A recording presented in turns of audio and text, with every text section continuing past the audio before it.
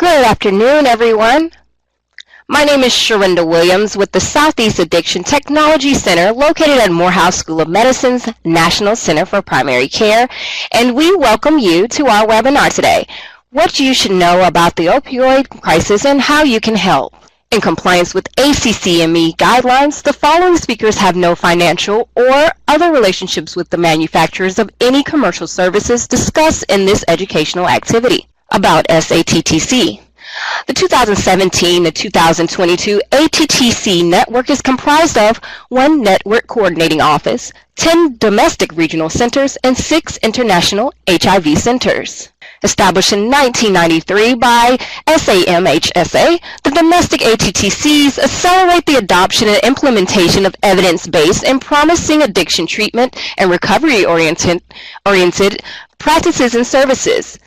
Heighten the awareness, knowledge, and skills of the workforce that addresses the needs of people with substance abuse and/or other behavioral health disorders, and foster regional and national alliances among cultural diverse practitioners, researchers, policymakers, funders, and the recovery community. Again, we want to welcome you, and I am going to turn this presentation over to Dr. Daveen Ricks. Thank you. Good afternoon, everyone. I am happy that everyone has joined us for our presentation. I am Dr. Daveen Ricks with A Sense of Equity. Sense of Equity is an organization that has been around for over 2 decades, and the focus is on program development, grant writing, a lot of working in the community with diverse populations, which includes e-counseling, training, as well as the accreditation process through CARF. So again, welcome, and without further ado, we'll get moving. Participants today will focus on and learn prevention, treatment, and intervention. We're going to look at various forms of opioids, as well as learning about the impact of the opioids on the brain as well as the body. We want to make sure that we describe and identify illegal and prescribed opioids, and that we know the differences and the impact on the body and the brain. We're going to look at signs and symptoms of opioid addiction.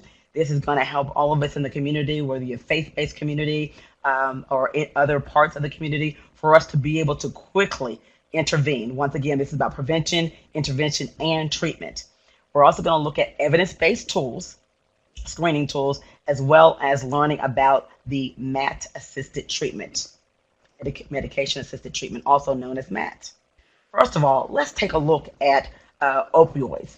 Opioids are a class of drugs that include illegal drugs such as heroin. We're familiar with the term heroin, as well as powerful pain relievers. They are available legally by prescription, such as OxyContin, Hydrocodone, morphine, fentanyl, and others.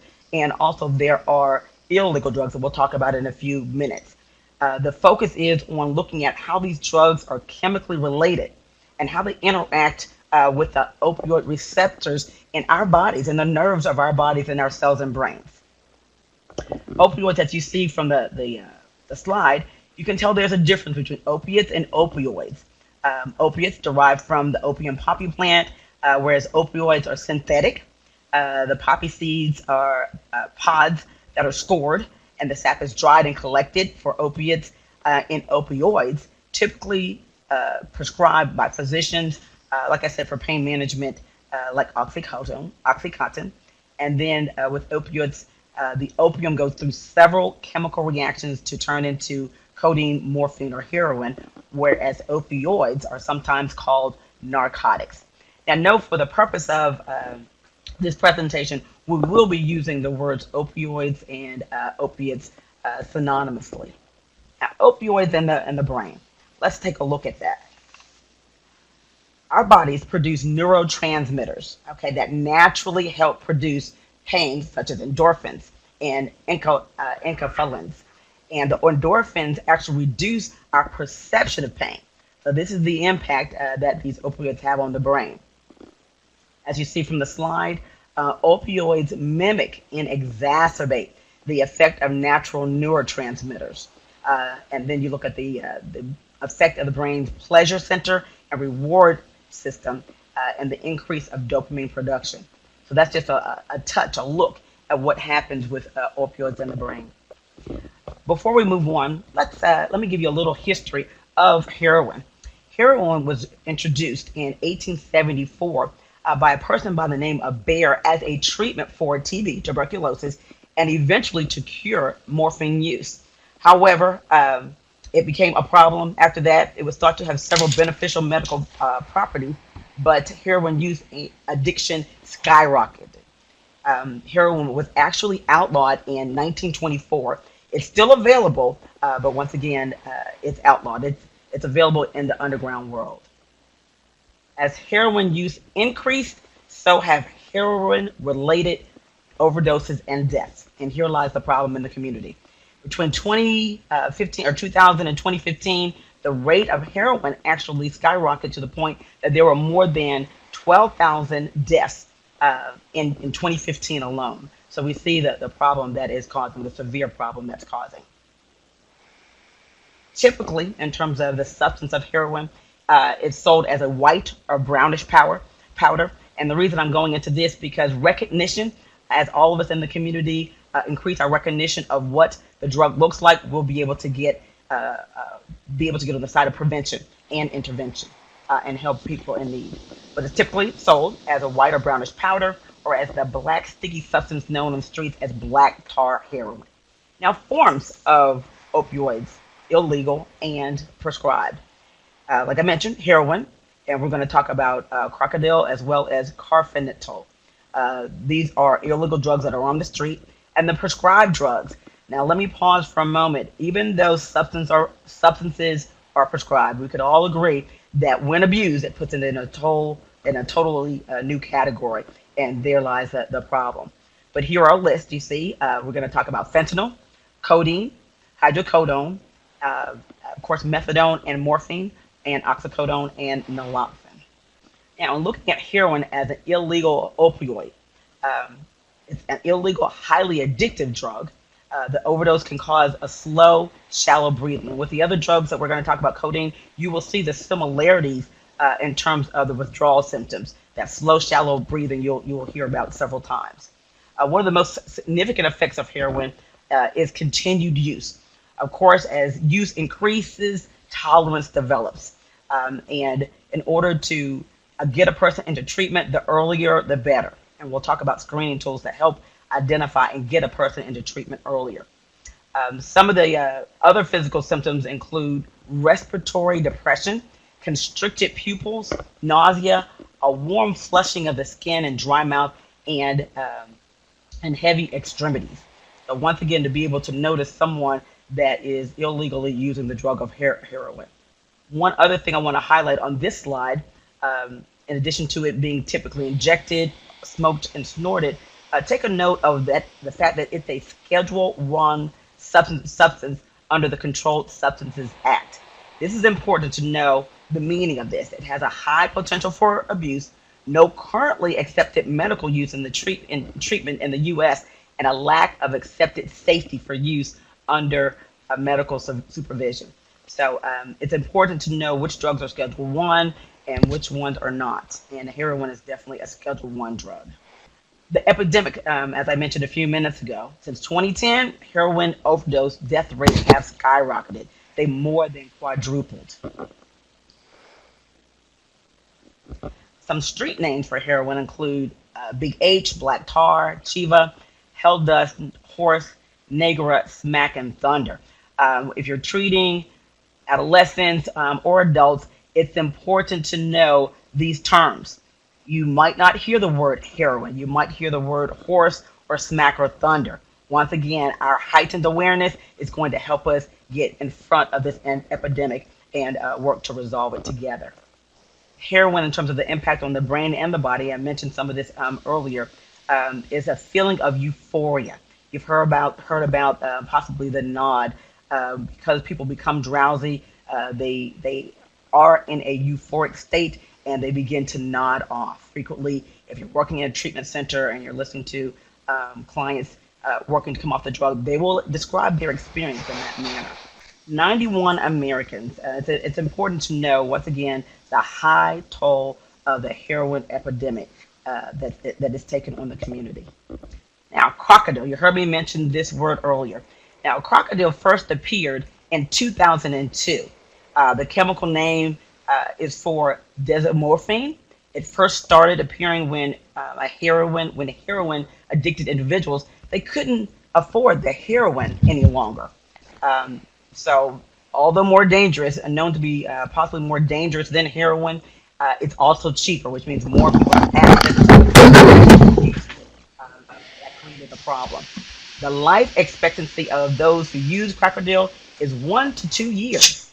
1 to 2 years. So this is indeed alarming. You can see from the slide by cooking codeine, gasoline, or paint thinner, the hydrochloric acid, iodine, and red phosphorus together. This is how people are creating crocodile.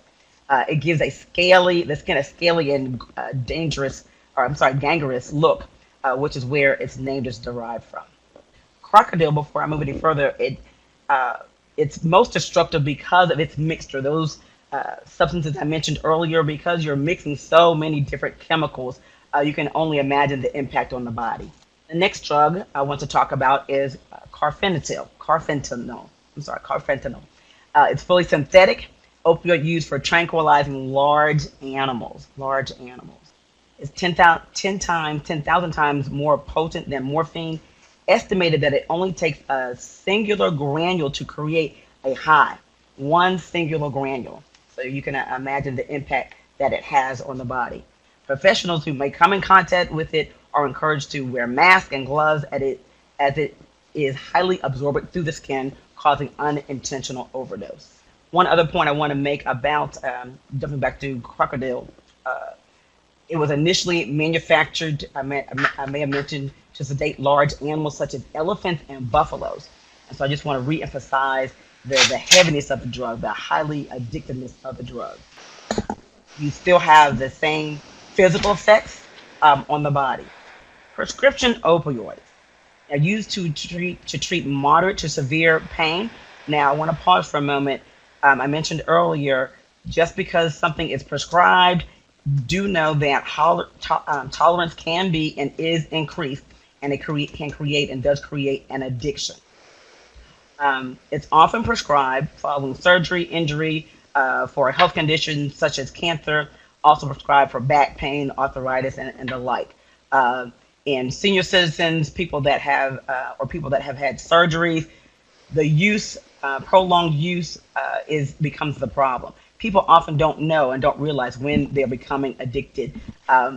There's often denial and minimization because prescription opioids are prescribed. Because they're legal and prescribed, people sometimes don't feel that they're addicted. But once again, looking at those trends and patterns and uses of it, the development of tolerance, that becomes a challenge. The most dangerous or most common drugs involved in prescription opioid overdose, in terms of the overdose deaths: methadone, OxyContin, and Hydrocodone. Research shows that some risk factors many people are vulnerable to with the opioid use include obtaining and overlapping prescriptions from multiple providers, taking high daily dosages of the prescription medications, and having mental illness or a history of alcohol or other substance use disorder, and living in rural areas, having low income. So these are the things that we want to assess for, the things that we want to look at when addressing whether or not someone is addicted to opioids. There are some cases when there are inappropriate practices, prescribing practices. How often do you hear, possibly with somebody that you know or somebody that's in treatment, when they've gone to the pharmacy, they've used an old prescription, and somehow, whether it might be the pharmacy, it might be on the street, but they get the drugs when it's no longer medically needed. And that goes back to what I was saying about having a high tolerance. In one study back in 2010, the data showed that 40% of people enrolled in Medicaid with prescriptions for pain relievers had at least one indicator of potentially inappropriate use of prescribing and overlapping prescriptions for pain relievers. Overlapping pain reliever sometimes includes benzodiazepine prescriptions, long-acting or extended-release prescriptions, and they are prescribed in high daily dosages. So as I talk, you can see how the person will increasingly, under these circumstances, will increasingly become addicted. And with codeine, I want to give you a little bit of background of information about this with what the Food and Drug Administration has stated about some pregnant or nursing women who may break down codeine at a very fast rate in their bodies if taken while pregnant. All too often, there are people in before they get into treatment, they are out on the streets using codeine, and it's negatively impacting the baby. Physical and mental side effects, like the other opiates that I mentioned, include being nauseous, vomiting, difficulty breathing, and drowsiness. The person indeed might appear sedated. Another drug that is, again, highly addictive, but it is a prescription drug and is used to treat severe pain. It's usually given by injection. And possible side effects, once again, like I said earlier, the side effects are very similar. With hydrocodone, it's an opioid pain medication. It can stop or slow down breathing, which is a dangerous effect. It's typically a pill, and overuse, like I said, can slow or stop the breathing, and it can be fatal if misused. With hydrocodone, you should be wary of using large amounts, even if prescribed, okay, for longer periods of time because of the addictive impact. Hydrocodone should not be crushed, broken, or opened. It should be swallowed whole to avoid exposure to potentially fatal dosage. Now, this is when someone is trying to use the drug as prescribed, and these are just things to be aware of. Hydrocodone, once again, is still highly addictive. It should not be used if a person has severe asthma, if there are breathing problems or blockage in the stomach or intestines. So, some information for you about hydrocodone. OxyContin is used to help relieve severe ongoing pain, and it's often prescribed for cancer patients. The extended release form of OxyContin should not be used to relieve pain that is mild or that will go away in a few days. Once again, this is for severe pain and just to be used as needed. The side effects are the same. As I mentioned earlier, the lightheadedness, the dizziness, but with the drug interactions, they may change how medications work or increase risk for serious side effects.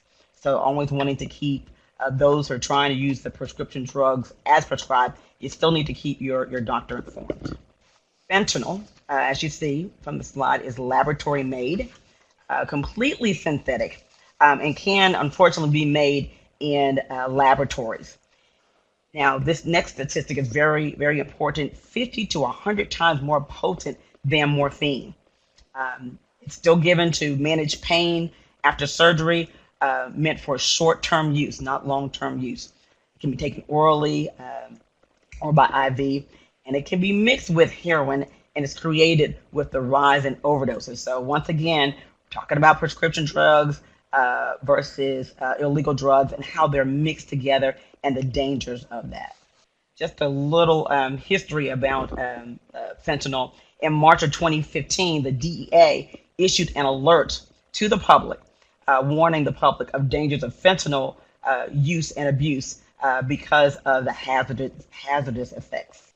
Now, let's take a moment to look at the potential side effects of opioids. Specifically, tolerance. We talked about the hazards of increased tolerance and how sometimes that is difficult to note, especially with prescription drugs. Like I mentioned earlier, people can minimize that. Physical dependence, needing the drug. Once somebody is addicted, the extent that they or the behavior that they have to actually go to try to find the drug legally or illegally. Increased sensitivity to pain, constipation, nausea, vomiting, and dry mouth, as I mentioned before, sleepiness and dizziness, that nod that we spoke of, confusion, depression, low levels of testosterone, itching and sweating, and once again, the slow or sometimes the breathing actually stops, which creates a fatality. Now, risk factors for prescription opioid use and overdose. And we mentioned this earlier. When you do have a mental health problem, a substance abuse problem, for prescription drugs, does that mean that you cannot take the drug? No, but these things need to be highly monitored. You need to be under the care of a psychiatrist, medical doctor, to make sure that an addiction is not forming. So there are things that you can do to prevent the onset of an addiction with prescription drugs. Now, I wanted to put this slide up to talk about opioid use disorders, or different types of opioid disorders. And you have opioid use disorders, opioid intoxication, opioid withdrawal, and each one of these has a definite criteria in the DSM-5, which is the Diagnostic Statistical Manual, that will give you the different categories to be able to diagnose and assess each disorder. And like I have mentioned in previous trainings, DDT, diagnosis determines the therapy. So we're going to want to know specifically which one of these disorders actually is being treated or actually is being diagnosed prior to beginning the treatment side. Opioid use disorder criteria. You might ask, well, what is the criteria? How am I going to know if a loved one is actually becoming addicted? If you have had surgery or some type of a medical procedure and you've been prescribed the drug, how will you know? So this is self-awareness, especially when we're talking about these prescription drugs. And it's important to look at these 11 components. Taken in larger amounts. Are you taking the drug in larger amounts? Okay. Persistent desire. Cravings. Another word for persistent desire would be for cravings. A great deal of time you're either taking the drug or you're thinking about the drug or thinking about how you're going to get the drug. All of these are very important to know. They are clear-cut signs of an addiction that is forming. I mentioned the word cravings before. Recurrent use. I've had clients often speak to the fact that they continue to use the drug. They were not in any pain, but just continued to use it. And a lot of the language that I hear is, well, I didn't want to be in any pain. And so the excuses are real, okay? The denial is real. Mentioned continued use, the disregarding important activities. You know that you're becoming addicted when the things that you used to do, you now put aside because you're focusing on, when am I going to get this drug? Where am I going to get it? We spoke of the physically hazardous components of opioid disorder, the physical, psychological effects, tolerance, and withdrawal. I want to spend a moment in talking about withdrawal. Please pay attention to prescription drug withdrawal. Medical attention is needed to prevent something fatal from happening. So it's very important not to be in denial about that. If you see someone, if they don't want to go to the hospital, they don't want to go into treatment, they don't, are just not they're in a pre-contemplative state, it's really important to encourage them to still go. Now, PIT, I mentioned these words at the beginning and at several points throughout this session, but prevention, intervention, and treatment. Of course, prevention is the key. Early intervention. The title of the workshop is How Can I Help? Well, I'm sharing this educational information because the more information that we have, the better off we will be. How to identify it, knowing what the drug looks like if you see it, not minimizing prescription drug use. All of that comes under the umbrella of early identification. Early access to treatment is the other piece. Being able to do or get the person in to a professional that's able to do a comprehensive assessment to determine which level of care that they need. Okay, there might be outpatient, there are outpatient services that are available. There are also residential and inpatient services depending on that individual's need. It's very person-centered. And in the end, what we're looking for, improved treatment outcomes. Of course, I think we can all agree with prevention actually comes positive treatment, comes intervention, and then positive treatment outcomes. And then also, I like this last piece of this slide, reduce costs, and which is very important. And thinking about different ways to treat individuals that have been diagnosed, properly diagnosed with opioid use disorder, the medication-assisted therapy is an evidence-based tool that has been known to be very successful. MAT is used for, can be used medically supervised for the treatment of acute withdrawal syndromes. Like I mentioned before, you want to avoid abrupt discontinuation of opioids after long-term use because of the impact, the negative impact on the body. But let's define it. Use of medication in conjunction with counseling to treat opioid use disorders. Make sure, and I cannot emphasize this enough, a lot of people just want to be given a pill or some type of medication to help them resolve or quote unquote cure the addiction. The help is available for people that are addicted to opioids or any other drugs, but I can't emphasize enough, it's a process, and therapy really needs to be intertwined with the use of medications. One without the other is not really going to be the most effective, and this is proven by evidence-based practices. MAT works to normalize the brain chemistry, bring it in balance. It relieves cravings, and it blocks the euphoric effects that I mentioned with some of the other drugs like fentanyl and heroin and the like. It does improve that survival rate. We mentioned the increasing number of fatalities, the number growing, and we want that to decrease. It increases retention in treatment.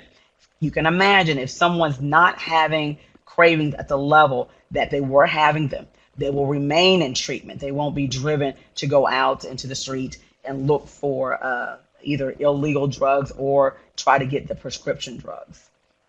And it also reduces the need for inpatient detox. So MAT-assisted treatment is very important. MAT, as I mentioned before, it is an evidence-based practice. It's known as the most effective approach, and it includes usually using methadone or buprenorphine or other medications like naltrexone and naloxone. So these various drugs can be used and are encouraged to be used in treatment centers to help a person remain in treatment longer. Used to relieve the symptoms, like I mentioned, and doses are gradually reduced to allow the person to adjust to the abstinence of opioids. Once again, emphasizing being under a doctor's care so that the reduction in the dosage won't end up in a person going into withdrawal. Medically supervised withdrawal can also involve the use of non-opioid medications that helps to control the symptoms. Let me tell you a little bit about methadone and how that works, because it is one of the drugs that's involved in MAT. What methadone actually does, it tricks the brain into thinking it is still getting the opioid. It activates the opioid receptors to suppressing the cravings. And we mentioned earlier the importance of being able to reduce the cravings and keep people in the community and out of higher levels of care of treatment, like residential, being able to handle it in an outpatient. Naloxone is also a medication approved by the FDA to prevent overdose by opioids such as heroin and morphine and OxyContin that we mentioned earlier. How does it work? It blocks the receptor sites, reversing the toxic effects.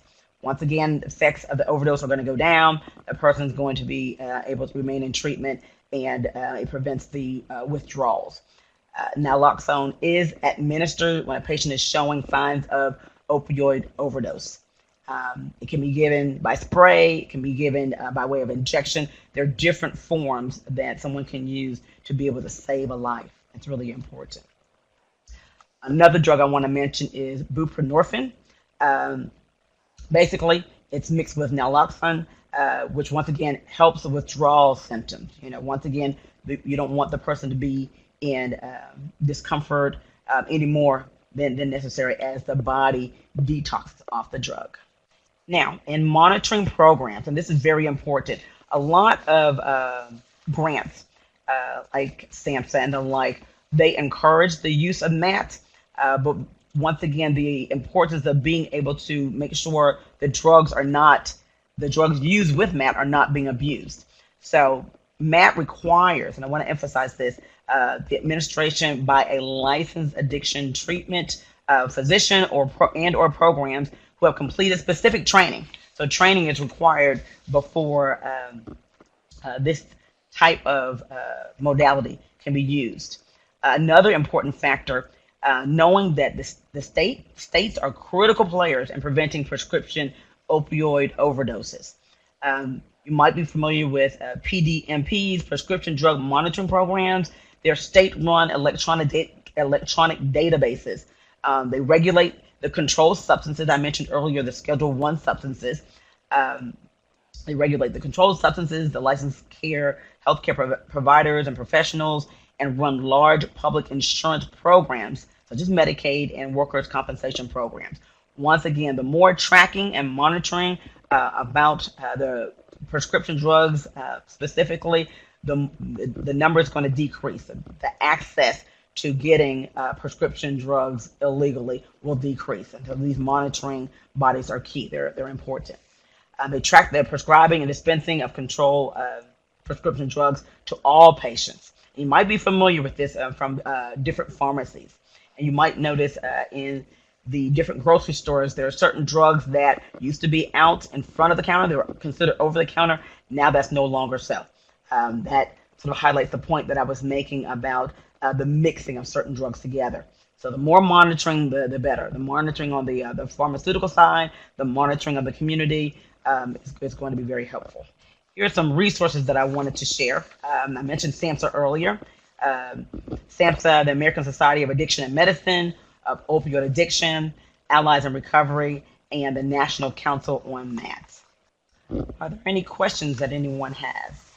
Thank you so much, Dr. Ricks. While we're waiting for any questions from our participants, we did have a few that were submitted during registration that we wanted to share. The first question is, how effective has the MAT been in addressing the SUD crisis? Okay, and that's a very good question. Thank you for asking. MAT has been very effective. As I mentioned earlier, the fact that it's an evidence-based treatment modality that is used to help screen and treat clients is very important. So the marriage between knowing what a substance use disorder is, how to diagnose it, and knowing that the use of medications with therapy, the MAT, medicated assisted treatment, the marriage between those two has been known, and research shows its effectiveness. I will add this piece to it. In a lot of treatment programs, historically over the years, it's slowly but surely changing.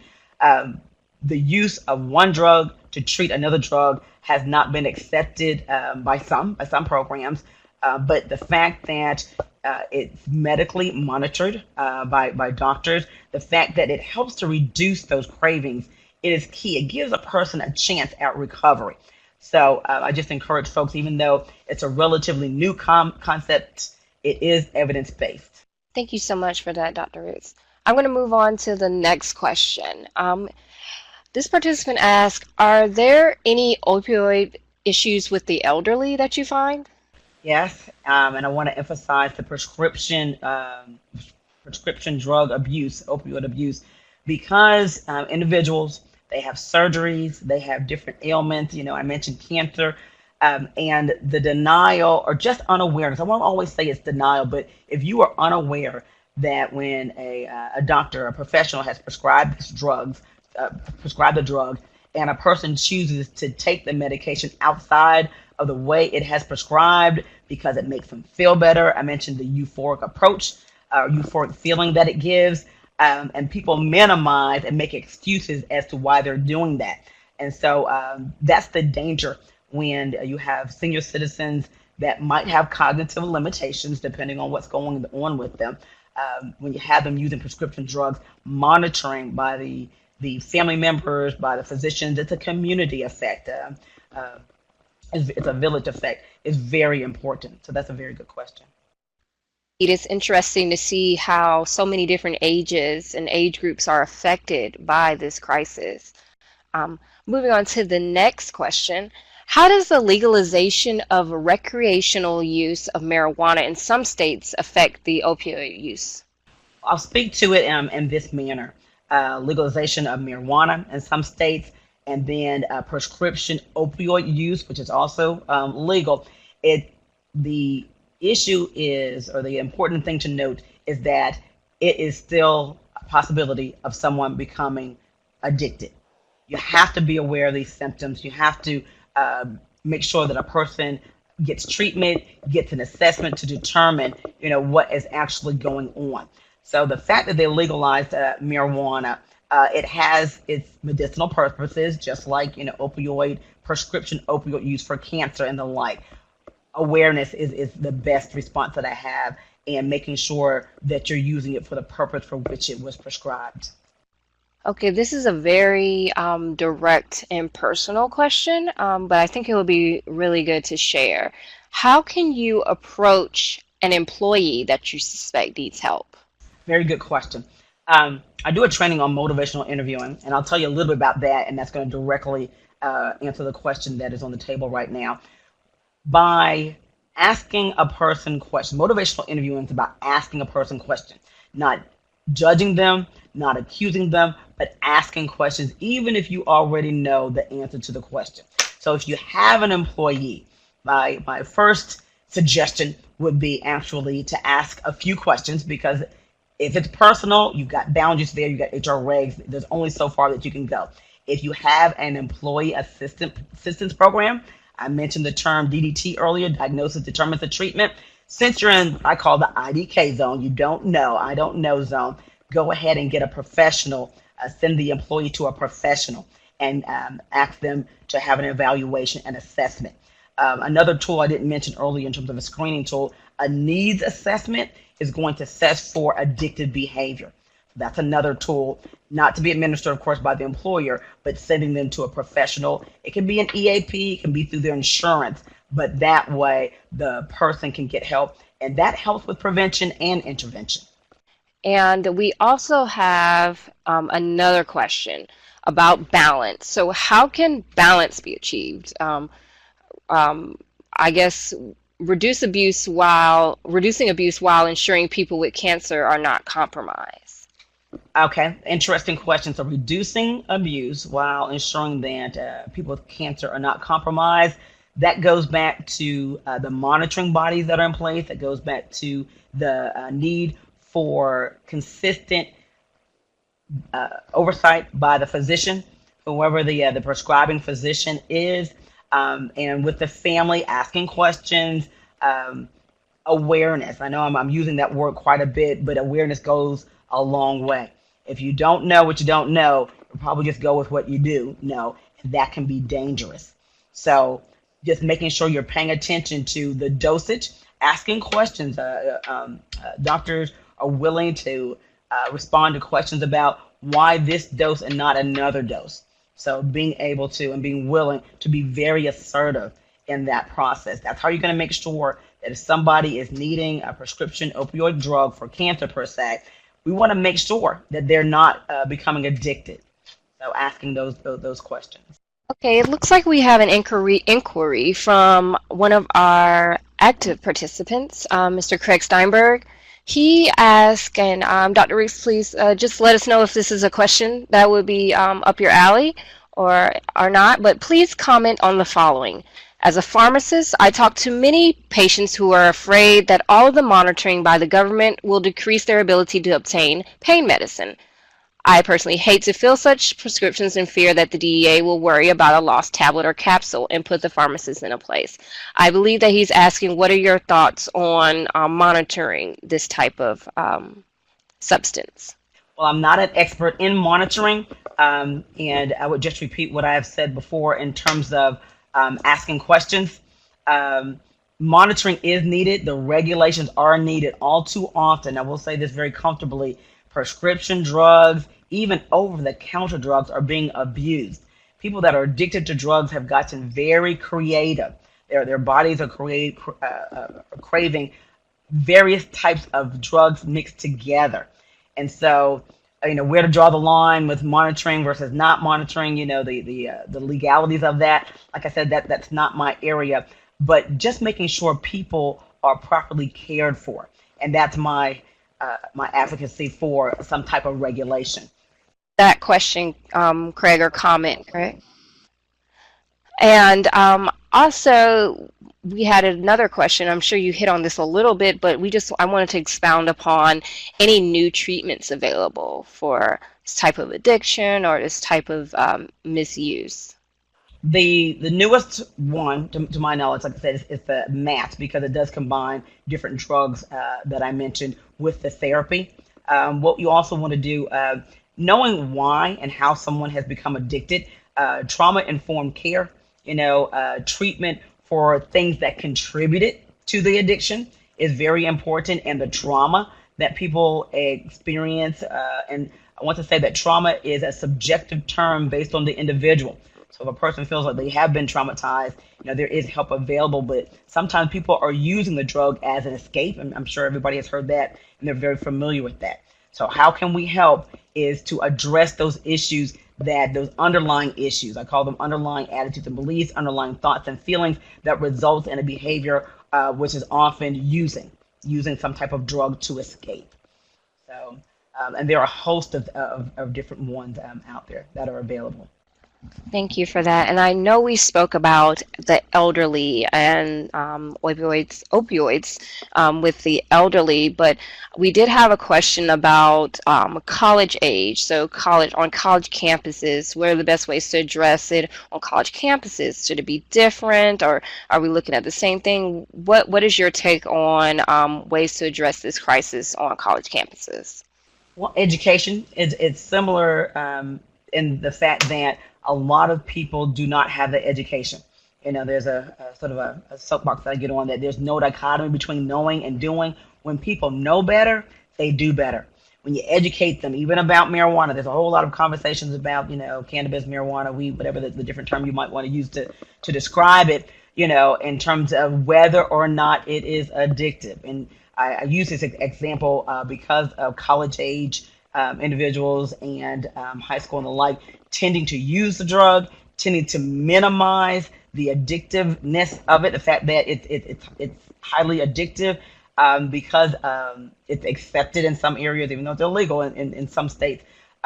It's still acceptable behavior. We have to remember, whether we're talking about whatever drug we're talking about that's addictive, alcohol or opioids or marijuana, the addiction is alive and well. You might have heard the term the disease of addiction.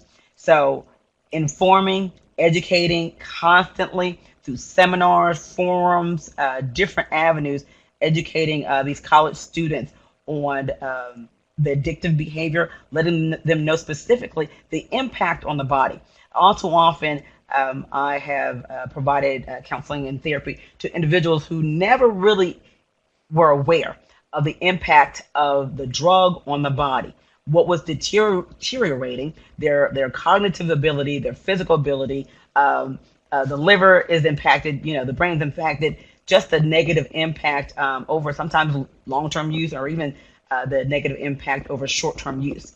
So educating, people will make one choice or the other. The option is theirs. People do not become addicted because they want to. Sometimes they become addicted because they're not aware of where their behavior is leading to.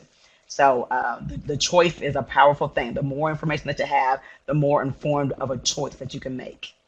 Great. Thank you so much for that information. It was very interesting, and we definitely learned a lot today and got a different viewpoint of how to go about the crisis in our own communities.